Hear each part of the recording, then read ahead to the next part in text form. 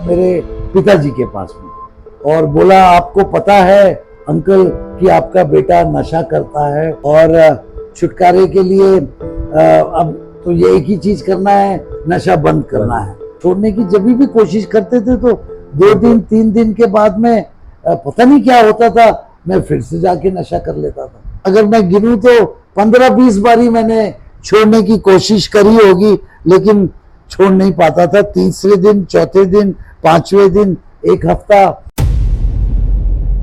Hello everyone, नमस्कार। सबका स्वागत है sober and clean house recovery अड्डा पर। और आज के पॉडकास्ट के गेस्ट हैं राजीव जी, जो नोएडा से ही बिलोंग करते हैं और ये भी एक रिकवरिंग एडिक्ट हैं और अपना अनुभव शेयर करने आए हैं, लोगों तक बताने कि यार ये एडिक्शन एक बीमारी है और उससे दूर हो सकते हैं हम एक सिंपल और ग्रुप थेरेपीज और काउंसलिंग के द्वारा। तो बहुत बहुत स्वागत है राजीव जी आपका सोबर एंड क्लीन हाउस में। Thank you. और बड़ा थैंक्सफुल हूँ कि आपने अपने समय कीमती निकाल के लोगों के लिए अवेयरनेस के लिए काम करने के इच्छुक हुए। बहुत बहुत आभारी हूँ मैं आपका। और मैं जनता को इस यूट्यूब के चैनल के माध्यम से बताना चाहता हूँ कि ये एक बीमारी है और इसका इलाज पॉसिबल है। तो मैं आपके ही शब्दों से जानना चाहता हूँ और हमारी जनता भी वेट कर रही है कि कैसे आप इस एडिक्शन की बीमारी में घुसे और कैसे निकले बाहर। हेलो दोस्तों, मैं एक अच्छे परिवार से था, वेल टू डू फैमिली जिसको बोला जाता है, और पढ़ाई लिखाई ये सब था। और पिताजी एक अच्छे गवर्नमेंट सर्वेंट थे, बड़ी पोस्ट पे काम करते थे। तो हमारे यहाँ सब वैल्यूज और बाकी सब चीज़ें बहुत इंटैक्ट थी। और थोड़ा पिताजी एग्रेसिव थे, तो वो थोड़ा हिटलर बोला जा सकता है, हिटलर थे मेरे पिताजी। और ऐसे ही हुआ कि कुछ लोग पीते थे या नशा करते थे, उनको जब मैंने देखा तो मुझे लगा कि इनके साथ जुड़ जाना चाहिए, मैं भी ऐसा करूं। तो ये एक पीयर प्रेशर है जिसके कारण मैं क्या काफ़ी लोग मैं देखता हूँ ये नशे में ट्राई करने के लिए। मुझे तो मालूम था कि ये खराब चीज़ है, लेकिन मेरे को लगा कि वो गैंग में जाना है, अगर उसमें मेरी भी कुछ मान्यता होएगी तो इसके लिए नशा करना ज़रूरी है। तो मैंने चालू कर दिया नशा। ओहो, तो पहली बार आपको कब फील हुआ कि अल्कोहल ड्रग्स के एडिक्शन में आप जा रहे हैं और घुस गए? बिल्कुल ऐसा हुआ कि शुरुआत में तो मस्ती के लिए ही लगता है कि हम जब दोस्तों के साथ मिले तब हम नशा कर रहे हैं, लेकिन बाद के दिनों में मैंने देखा कि मैं खुद जाके नशा डेली के हिसाब से करने लग गया। और तब महसूस हुआ कि चोरियां कर रहे हैं या पैसे अरेंज कर रहे हैं, और अगर वो दोस्त नहीं भी मिले तो भी मेरे को नशा करना है। तो मुझे समझ में आया कि मैं ये दलदल में फंस चुका हूँ। कोई ऐसा मोमेंट या इंसिडेंट जहां आपको लगा हो कि बस इससे ज्यादा अब नहीं हो पाएगा? ऐसा बहुत बारी आता था, बहुत बारी आता था कि यार ये इससे छुटकारा मिल जाए मुझे, और छुटकारे के लिए अब तो ये एक ही चीज़ करना है, नशा बंद करना है। तो मैं कहता था चलो अब आज से या कल से नशा बंद किया जाएगा, क्योंकि बहुत हो गया।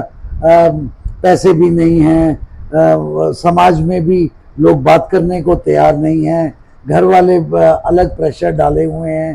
तो ऐसा बहुत बारी आता था, लेकिन छोड़ नहीं पाता था। मैं कोशिश करता था, 2, 4, 5, 6 डिटॉक्स करता था, लेकिन छोड़ नहीं पाता था। बिल्कुल बिल्कुल ऐसा ही होता।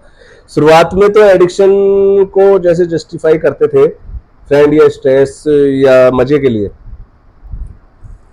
पहले तो खाली जैसे मैंने पहले बताया कि ये मजे के लिए ही था। अच्छा। दोस्तों के साथ गैंग में शामिल हो जाना, वहाँ पीयर ग्रुप में। बाद में ये आदत बन गई और तभी महसूस हुआ कि मैं ये दलदल में फंस चुका हूँ, ये तो छूट ही नहीं रही मेरे से। क्योंकि छोड़ने की जब भी कोशिश करते थे तो 2 दिन 3 दिन के बाद में पता नहीं क्या होता था, मैं फिर से जाके नशा कर लेता था। मतलब निकल ही नहीं पा रहे थे। निकल नहीं पा रहे थे। तो फैमिली और दोस्त को कब अवेयर हुआ कि आप एडिक्शन में हो और उन्होंने क्या स्टेप लिया फिर? फैमिली के बारे में बताता हूँ, उसके पहले निकलने के मतलब ऐसा बहुत सारे इंसिडेंट्स हुए मेरी कि मैंने छोड़ने की कोशिश करी, एक नहीं अगर मैं गिनूं तो 15-20 बारी मैंने छोड़ने की कोशिश करी होगी, लेकिन छोड़ नहीं पाता था। तीसरे दिन, चौथे दिन, 5वें दिन, एक हफ्ता के बाद में कर लेता। वाकया याद आ रहा है कि दोस्त लोगों को तो पता ही लग गया था, उन्हीं के साथ पीता था, वो कम पीते थे और मैं बहुत ज्यादा पीता था। जब भी पीता था तो आपे से बाहर हो जाता था। तो एक मेरा दोस्त, हम पी रहे थे मेरे घर में ही, तो उसको भी थोड़ी सी चढ़ गई थी, वो अपने लिमिट में पीता था, तो वो पहुंच गया मेरे पिताजी के पास में और बोला, आपको पता है अंकल कि आपका बेटा नशा करता है और ये नशा करता है, आपको कुछ करना चाहिए इसके बारे में। तो मैंने उसको कवर अप किया, मैंने कहा अरे डैडी ऐसे ही बोल रहा है, उसको चढ़ गई है, तो उसको मैंने भगा दिया वहां से। और फिर उसके बाद भी एड्रेस नहीं हुआ। मेरे पिताजी इस चीज के ऊपर बात करने के लिए मेरे साथ में तैयार नहीं थे। वैसे बोलते रहते थे कि ये खराब है, छोड़ दो, ऐसा है वैसा है, बट उनको ये समझ में नहीं है। वो सोचते थे ये सिर्फ मस्ती के लिए ही करा जा रहा है, उनको नहीं पता था मैं दलदल में फंस चुका हूँ। Okay okay okay, very good. तो रिकवरी में आने के लिए सबसे पहला स्टेप क्या लिया आपने? थेरेपीज ली या सेल्फ एफर्ट्स लगाए या रिहैब गए? सारे एफर्ट्स लगाए। शुरुआत में सेल्फ एफर्ट होता है, बाद में बॉडी जब क्रेविंग होती है तो बॉडी बहुत ज़्यादा वीक हो जाती है, बीमार होने लग जाता हूँ।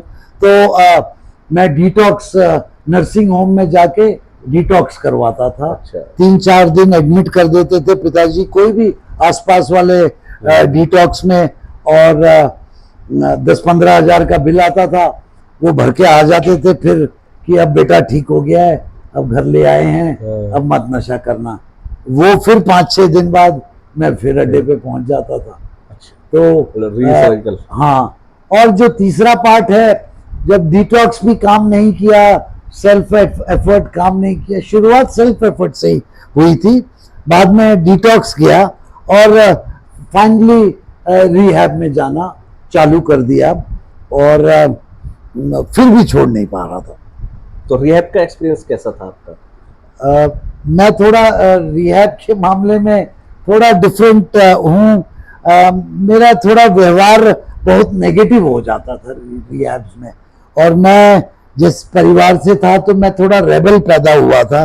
तो मैं हर रिहैब में वो जो बता रहे हैं वो मैं सुनना नहीं, उस पर काम ही नहीं करता था। मैं यही सोचता था कि यहाँ से कितने जल्दी छुटकारा मिले मुझे। ये नहीं लगता था कि अब मैं अंदर हूँ तो थोड़ा जो ये लोग बता रहे हैं, ओपन माइंड नहीं था। तो मेरे पे ज़्यादातर रिहैब काम नहीं किया। मोस्ट ऑफ द रिहैब से मुझे निकाल दिया जाता था, क्योंकि कहते थे आप पूरे ग्रुप को खराब कर रहे हो। और 1-2 जगह से मैं अपने आप चला गया, और आखिरी जो मेरा रिहैब था बहुत ही अच्छा था। वो हर एक का ट्रीटमेंट अलग किस्म का है। वहाँ एक काउंसलर था और उसने मुझे अलग ट्रीटमेंट दिया, जो मुझे बंद में नहीं रखता था। उसको पता लग गया था अगर इसको बंद में रखूंगा ये रेबेल करेगा, वो समझ गया था मुझे। तो मुझे बाहर गार्डनिंग के लिए बुलाता था, कहीं सामान लेने के लिए भेजता था, और मुझे बहुत जल्दी बाहर का काम मिल गया। तो वो उसका मेरे को काफी मेरे पे इफेक्ट पड़ा कि आपको फ्रीडम दी गई रिहैब के अंदर, तो आप और तब काम किया मेरे पे। तो ग्रुप थेरेपी सेशंस का क्या रोल रहा है आपकी हीलिंग जर्नी में? ग्रुप थेरेपी बहुत इम्पोर्टेंट है एक्चुअली। क्या होता है कि जब ग्रुप थेरेपी में सब तरह के क्वेश्चंस और आंसर्स आते हैं निकल के, और अपने ऊपर जो लागू होते हैं उसे अप्लाई कर देना होता है। लेकिन सबसे बड़ी बात, कोई भी थेरेपी या इलाज के लिए एक ओपन माइंड होना बहुत ज़रूरी होता है। और शुरुआत में मुझे तो समझ में ही नहीं आता था कि मैं नशा क्यों छोड़ रहा हूँ। मेरे को लगता था कभी कि पिताजी के प्रेशर के कारण छोड़ रहा हूँ, घर वालों के प्रेशर के कारण छोड़ रहा हूँ, या मेरे सोसाइटी के कारण छोड़ रहा हूँ। कई बार इतना तकलीफ हो जाती थी कि लगता था इससे छुटकारा मिल जाए, लेकिन बहुत रेयर आया है दिमाग में कि मैं अपने आप के लिए छोड़ना चाहता था। बिल्कुल बिल्कुल। तो कोई ऐसी टेक्निक या मेथड जिससे आपकी क्रेविंग कंट्रोल करने में आपको हेल्प किया हो, या फिर देखो, मैं रिहैब बहुत गया, जब ठीक नहीं हो पाया तो मैं अपने आप को कमरे में बंद कर देता था। घर वालों को बोलता था खाली मेरे को नींबू पानी और खाना दीजिए, और 3 दिन बाद मैं ठीक हो जाता था। और क्रेविंग एज सच कोई मैं दवाई नहीं खाया कभी भी। रिहैब में भी था तभी भी मुझे दवाई नहीं मिली क्रेविंग कम करने के लिए। और ये बायोलॉजिकल है कि 3 दिन 72 घंटे में बॉडी से सभी प्रकार के जो केमिकल्स जो हमारे अंदर नशे के कारण गए हैं वो चले जाते हैं। और थोड़ा किसी ने बताया था नहा लिया करो, पानी ज्यादा पियो, तो ये मैं करता रहता था मेरी बॉडी को सपोर्ट करने के लिए। तो मैं बहुत बारी 10-10 बारी जाके ठंडे पानी से नहाता था, तो हील होता होगा, हील या ठंडा होता था, या तो वो मदद करता था। अदरवाइज क्रेविंग का और कोई तरीका नहीं है। अपना विल पावर से मैंने क्रेविंग कंट्रोल करने की कोशिश करता था कि 3 दिन मैं कमरे से बाहर नहीं जाऊंगा, चाहे कुछ भी हो। अपने आप को कंट्रोल करते थे। लेकिन 5वें दिन फिर चला जाता था। ओहो, ज्यादा दिन नहीं रोक पाते थे। बट काउंसलिंग सेशन से कौन सी बात ऐसे ज्यादा हिट करी जो आपकी सोच बदली? देखिए, काउंसलिंग सेशन डिपेंड करता है बहुत काउंसलर के ऊपर। ज्यादातर मार्केट में जो काउंसलर है वो इतने समझदार नहीं है। हर एडिक्ट को अलग से काउंसलिंग की जरूरत है, सेम काउंसलिंग नहीं चलती है। क्लास इनपुट सेशन वगैरह एक बात है, बट काउंसलिंग 1-to-1 होती है, क्योंकि हर एक को एक अलग तरह का उसका सोच है, उसकी फिलॉसफी है। तो मुझे ज़्यादा काउंसलिंग सेशन से काम नहीं हुआ, बट एक मेरे को बहुत अच्छा काउंसलर जो मेरे को बाहर फ्रीडम दिया था, वो मैं कोई भी क्वेश्चन पूछता था तो उसका जवाब वो कहता था तुम्हारे लिए, जैसे मैंने उससे पूछा कि मैं यार छोड़ क्यों नहीं पा रहा हूँ, तो वो कहता था तुम बताओ तुम्हारे मन में क्या है इसका, तो वो मेरे से ही उसका जवाब भी निकलवाता था, और फिर उसके ऊपर हम बात करते थे। तो काउंसलिंग सेशन से मदद होती है, लेकिन वो सेशन 1-to-1 होना बहुत जरूरी है। काउंसलिंग और लाइफस्टाइल में क्या क्या चेंजेस लाने पड़ते हैं आपको रिकवरी मेंटेन करने के लिए सर? लाइफस्टाइल तो पूरी बदल जाती है। जो काम मैं अपने यूजिंग में करता था, रिकवरी में आके वो सारे काम उल्टे करने हैं। जैसे मैं देर से उठता था, तो मेरे को जल्दी, आप लोगों ने बताया, रिहैब में बताया कि जल्दी उठना है। मैं कोई काम नहीं करता था अपने घर में, तो आप लोगों ने बताया रिहैब्स में कि अपना बेड ठीक करो, सफाई करो। मैं नहाता नहीं था, तो उसका उल्टा आप लोगों ने बताया कि नहाने लग जाओ। और एंटायर सिस्टम में झूठ बोलता था, ये ऑनेस्टी का प्रोग्राम है। मैं स्पिरिचुअल बैंकरप्ट था, ये स्पिरिचुअल अवेकनिंग का प्रोग्राम है। तो सब कुछ उल्टा, जो भी मैं एक पर्सनालिटी था वो उससे बिल्कुल विपरीत करना है। और जो सबसे बड़ी बात, मुझे नए दोस्त, जो लोग नशे के बिना जिंदगी जी रहे हैं, उन्हीं के साथ उठना बैठना है। कोई भी अगर नशा कर रहा है उसके साथ मैं उठता बैठता नहीं हूँ, क्योंकि मेरा खिंचाव किसी भी टाइम बन जाएगा और कुछ भी हो सकता है। सो पुराने अड्डों पे नहीं जाना, ऐसी सब बेसिक चीजें हैं जो बताई गई थी, उसको हमने शुरुआत में फॉलो किया, अब आदत बन गई है, प्रैक्टिस में आ गया वो, प्रैक्टिस में आ जाता है तो आदत बन गई है। अब झूठ नहीं बोलना पड़ता मुझे, किसी को टोपी नहीं डालनी पड़ती, मैं जल्दी उठ जाता हूँ क्योंकि टाइम पे सोता हूँ। बिल्कुल। सो जिम्मेदारी, पहले कोई जिम्मेदारी नहीं लेता था, जीरो। आज के दिन सभी जिम्मेदार। तो ये विपरीत है, जो भी मैं एज ए एडिक्ट था, जो करता था, मेरी पर्सनालिटी उससे बिल्कुल विपरीत हो गई है, बिल्कुल अपोजिट, बिल्कुल अपोजिट। वेरी गुड, बहुत अच्छा लगा कि आप ऐसे मेंटेन कर पा रहे हैं अपनी रिकवरी को। एडिक्शन से निकलने में सबसे पहले कौन सी चीज फील हुई आपको? सुकून हुआ या गिल्ट आए या अपना खुशी मिली? बहुत देखिए, एडिक्शन से निकलने में जो सबसे बड़ी चीज है वो है फ्रीडम, फ्रीडम, आजादी।